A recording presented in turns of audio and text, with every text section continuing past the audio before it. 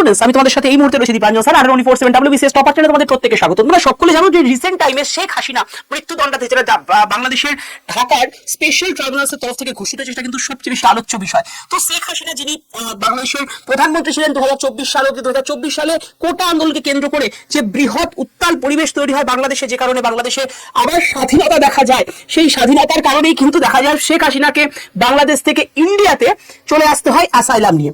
তো এই মুহূর্তে দাঁড়িয়ে শেখ হাসিনা ইন্ডিয়াতেই রয়েছেন, কিন্তু রিসেন্ট টাইমে শেখ হাসিনার তরফ থেকে কোনো কিছু না শুনে, অর্থাৎ যাকে বলা হয় ইন অ্যাবসেন্সিয়া প্রসিডিংস এর থ্রু দিয়ে তাকে কিন্তু মৃত্যু দণ্ডাদেশ দেওয়া হয়, কারণ এটা ক্রাইম এগেইনস্ট হিউম্যানিটি এই অ্যাসপেক্টে। তো এই মুহূর্তে দাঁড়িয়ে আমরা যদি দেখি যে ইন্ডিয়ার তরফে কি কি করার আছে। নাম্বার 1, ইন্ডিয়া কি রক্ষা করবে শেখ হাসিনাকে?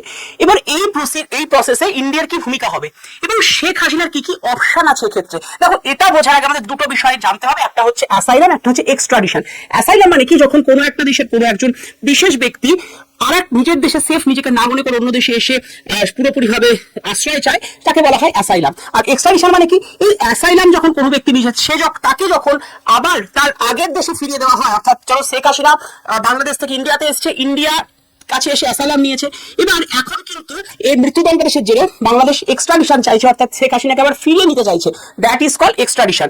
এবার এখানে দাঁড়িয়ে আমাদের বুঝতে হবে 2013 সালে বাংলাদেশ এবং ইন্ডিয়ার একটা পলিসি হয়, যে পলিসিতে বলা হয়েছিল যে ডুয়াল ক্রিমিনালিজম, অর্থাৎ যদি কোনো ব্যক্তি ইন্ডিয়া এবং বাংলাদেশ উভয়ের চোখেই সমানভাবে দায়ী হয়, তাকে আমরা ডুয়াল ক্রিমিনালিজম বলি, এবং সেক্ষেত্রে ডুয়াল ক্রিমিনালিটির থ্রু দিয়ে সে ব্যক্তি কিন্তু এক্সট্রাডিশন করতে পারে সেই দেশে, বা তাকে করে দেওয়া হয় এক্সট্রাডিশন, এবং তারপর তার যে সাজা সেটা তো দিতেই পারে। কিন্তু এই যে ঘটনাটা ঘটেছে, সেটা বাংলাদেশের চোখে, বাংলাদেশের কিছু মানুষের চোখে তোমার ক্রিমিনাল প্রসিডিং হলেও বা ক্রিমিনাল অ্যাক্টিভিটিস হলেও সেটা কিন্তু ইন্ডিয়ার চোখে নয়। তো সেটা একটা বড় পয়েন্ট। নেক্সট, শেখ হাসিনার এবং তার দলের তরফ থেকে যেটা জানানো হচ্ছে, এটা হচ্ছে সম্পূর্ণভাবে পলিটিক্যালি মোটিভেটেড একটা ইভেন্ট।